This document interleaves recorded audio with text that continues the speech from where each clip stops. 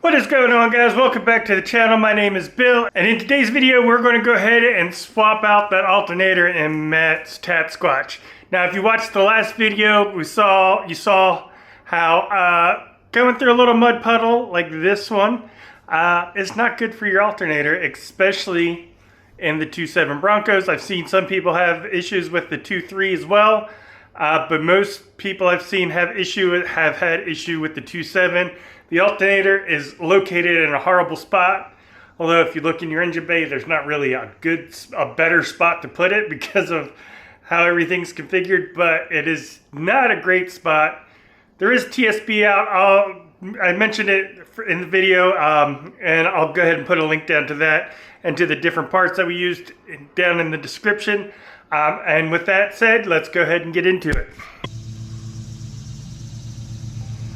Alright, so it is the next day. I had to go pick up a stretch belt remover, which this is, because the alternator doesn't use a regular serpentine belt.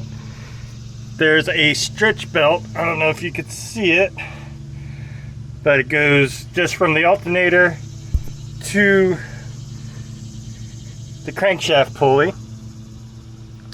So I've got a ratchet, it's an 18 millimeter bolt on the crankshaft pulley, and there's two sides to this tool. There is a remove side, so you're going to put it on the pulley like this, so as we turn the crank it's going to pull the belt off, and then if you flip it around there's an install side.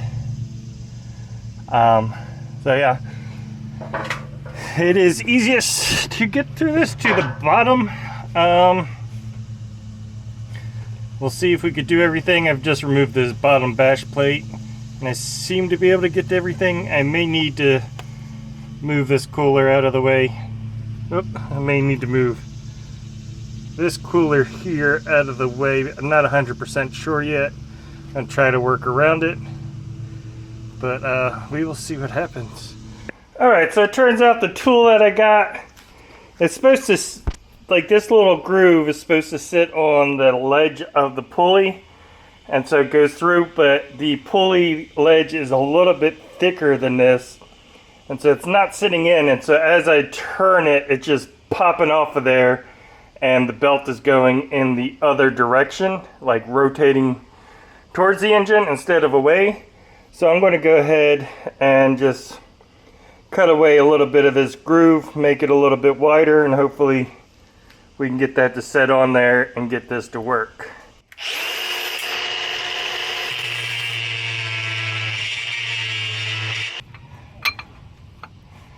Alright, so it seems to be sitting in there a bit better.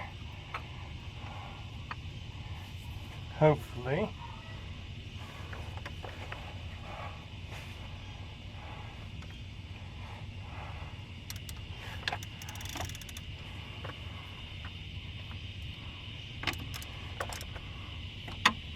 Yeah, see, it's still pulling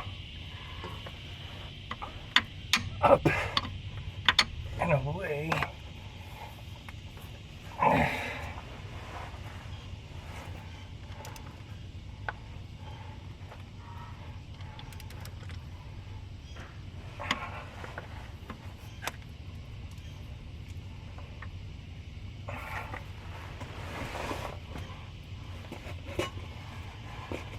Maybe if I can.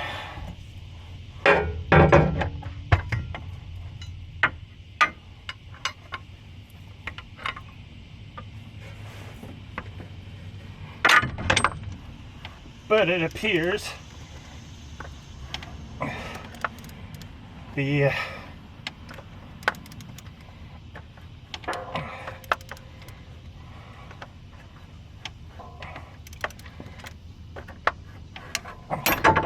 there we go. So instead of the tool, I just used a crowbar and pushed out on the belt, and that seemed to do the trick as I was turning that. Hopefully the tool works for getting that back on.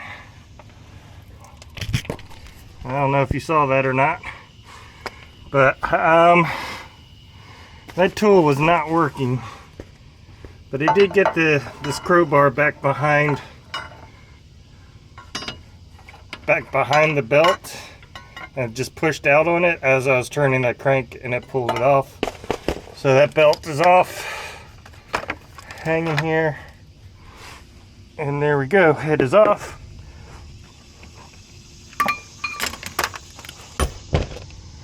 Now we have to try to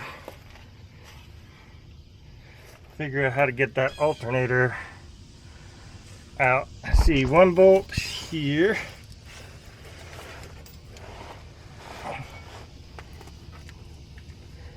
One bolt there, maybe one at the top.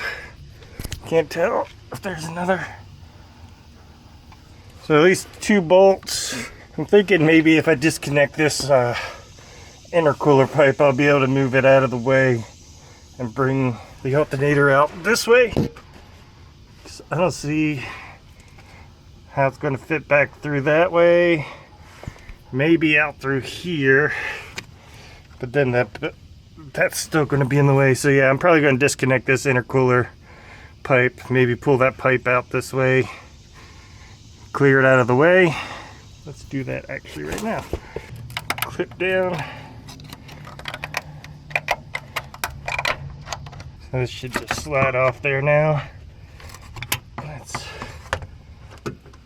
tuck this up here out of our way.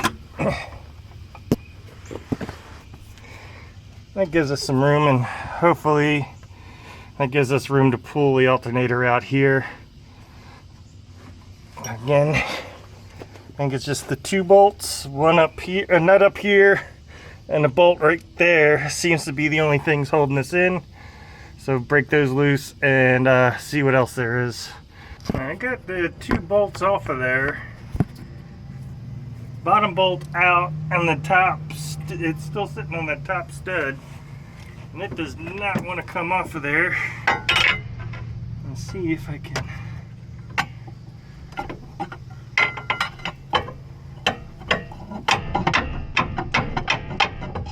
Alright, so good news is finally got the alternator out of there. It is not a fun project. That is definitely not something I would consider to be field serviceable. It really sucks. Something that's, you know, kind of need the alternator on your Bronco. It's meant to be off-roaded, but it's that low. It's at the bottom of the engine, and it's that susceptible to some issues. This isn't the first time I've seen somebody have issues with the alternator and dirty water. It is well below the fording depth of what Ford considers water fordable for the Bronco. But yeah, I know there is a technical bulletin out for them. Yeah, not something you could just easily swap out on the trail if you had issues out there. And it's not one of those things where it's like, oh, well, I've done it once, now it'll be that much easier. No, it's no matter how many times you do it, that is going to be a pain in the butt to get out and change. Yeah, I would not consider that field serviceable. It'd be easier. It's easier to swap out an axle than it is to, or an axle shaft on the trail than it would be to swap out your alternator. To give you an idea of the pain in the butt that is. So yeah, axle, tie rod, something like that, definitely field serviceable. You could do that out on the trail. Alternator, I'm going to say that's a no. But anyway, we're going to see about trying to locate one of these, and we'll go from there. All right, it is a new day. Matt's back over. He had to borrow the duty truck and get home the other night, but he is back on his way. He stopped by Ruxer Ford and picked up a couple of parts, one being the new alternator, and the other being the alternator shield that is upgraded during the TSB, which I don't know, service bulletin number, I'll put the number up on the screen, that says Ford realizes that this doesn't do much good in muddy water, and they realize that it needs to be upgraded, but they will only do the upgrade if you've already fried your alternator, or if you're getting errors related to the alternator being too dirty or anything. Which I did. Which we did. At this point, it's easier and quicker if we just go ahead and change everything out ourselves. Who knows how long it'll take to get into service, get everything taken care of. He was able to pick this up over at Ruxer. They had this in stock, so we're going to go ahead. You see the difference here. The back is closed off, the top is closed off, where this original one didn't provide much protection. So hopefully this provides a bit more protection, keeps a little bit more dirt and mud out. And the new one's right at $70. And it was $70 for the new one? Mm-hmm. All right. I'd seen some different prices on there, so I wasn't sure. And then how much was the alternator? $325. All right, so not bad. I know not that long ago they were up close to 700 and not available even if you could find them. So it seems Ford has made some progress on that, getting some in stock, which is good, because researching this, I've seen a ton of people have had this issue. So I mean, obviously enough have had it that they have a TSB out for it. Be nice if they did a full recall and replaced it without having to fry an alternator in the process. But yeah, we'll go ahead get this. I'll go ahead and get this guard back in. I'll show you how that goes in, and then we'll pull out this new alternator and get that into place. On the front of the passenger side, if you flip this up, that space right there is where your alternator goes. Not a great spot. Have been fishing everything through this spot here, so hopefully this will go back up that way. This is the top.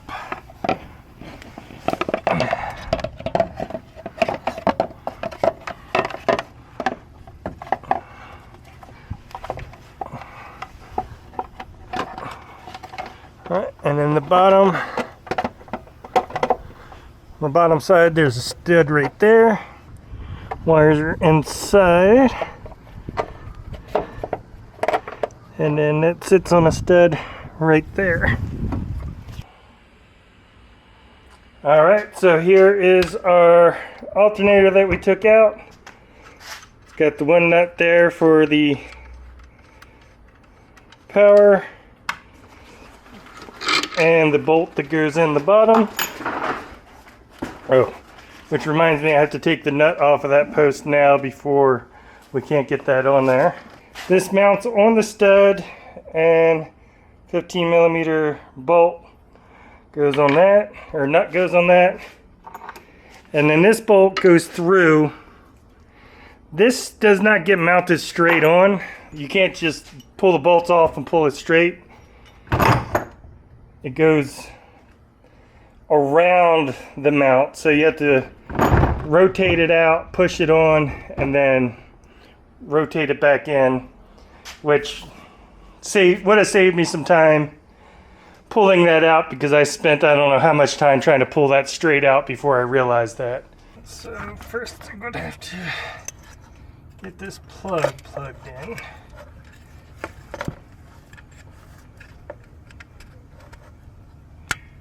Alright, that's plugged in.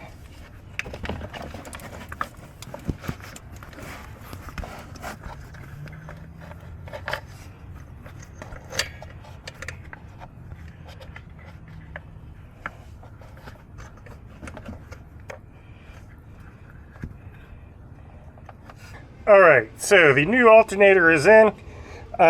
We're not able to rotate this out to get it to slide back far enough with the shield tightened, so I had to loosen the top bolt almost all the way out and completely take this bottom one out to be able to get the alternator in position. Once it's in position, top nut's on there. We got the bottom nut through, or bolt through. These are 15 millimeters. I'm going to look up what the torque specs for those are and get those torqued down, and then I'll pick the video back up once we start putting this belt back on. Alright, so if you see, it is pitch black out. We've been at this for way too long, but the belt is finally on. Couple of things. I ended up pulling this cooler down. It gave me a whole lot more room to work. I was losing too much skin on my arms with this. It's 5 bolts actually. There's a metal clamp that screws into the top, then 2 other 10 millimeter bolts, and then these 2 10 millimeter bolts on the front. And that did give some more room. Did not have any luck. We went to the store to get another install tool. This one, the fancy metal one, was not working. This one was not working. What ended up working was a 3-cent zip tie. Now, there's the pulley. It's a double pulley. There's a serpentine belt back here, the rest that's connected to the rest of the engine, and then this belt here. So the only place that did not also wrap around this serpentine belt was if you got this space right at the top of the engine towards the top, and then we were able to wrap a zip tie around that pulley to zip tie that on there, and then as you roll it through, it kept the belt in place and it popped it on, and then that zip tie just went underneath the belt all the way around, so you just had to keep turning it until the zip tie was out from back behind that belt to get the rest of it. It did snap the zip tie, but that's perfectly fine. It worked. We were able to get both sides of the zip tie out, and everything is back in there. So now the fun begins of putting all this stuff back together. I think before we do anything else, we should get the jump pack out, let's hook up the negative battery, get the jump pack out, make sure this is starting and running. Go ahead and reconnect the negative. So this is my first time using this camera in low light. I don't know if it's any better than the GoPro is or not. Guess we'll find out.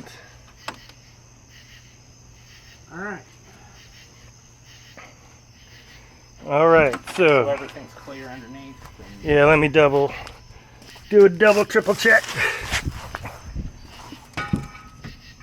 All clear, all clear, all clear. Yep, all clear.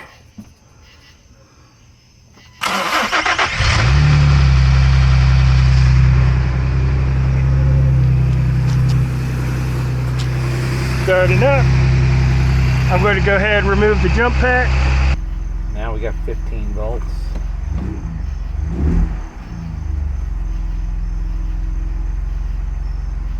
$15.1.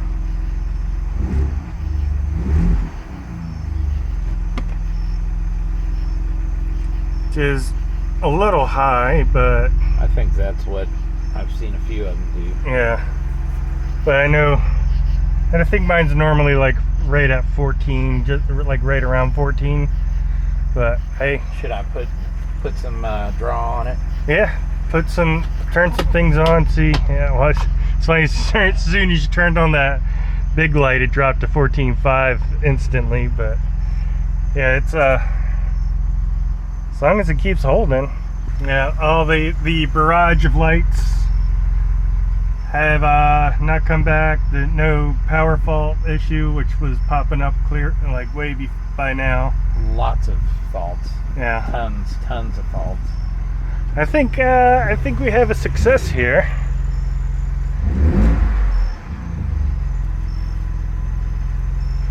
I just let it run for a few minutes and make sure that nothing super strange happens with it. I wondered about the steps. Oh, we have to flip that back on. Yeah, let's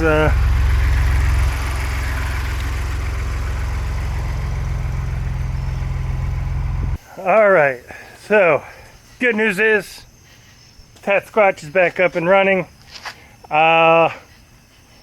The steps are being a little finicky. They wouldn't come down at all, and we found that there was along the ledge there was just some rocks that were jammed in there that were preventing it. So got them to drop down. They're still acting slow, so we're going to rinse those off. But definitely not a job I would recommend doing out on the trail. That would absolutely suck. Even after doing it now, it's still not something I think I could do quickly. I would, especially, working here, and it was still a pain with all the tools available and trying a bunch of different things. It was a pain, but we got it done. So Matt can have his Bronco back tonight. No more separation anxiety. Right. Back to that. We'll get this rinsed down, and I think that's going to wrap it up. So thanks for watching. I hope you enjoyed the video. If you did, hit that thumbs up button. If you'd like to see more videos like this in the future, hit the subscribe button. And be sure to check out Matt on Instagram at tattoomatt71 or tat_squatch. And we'll see you next time.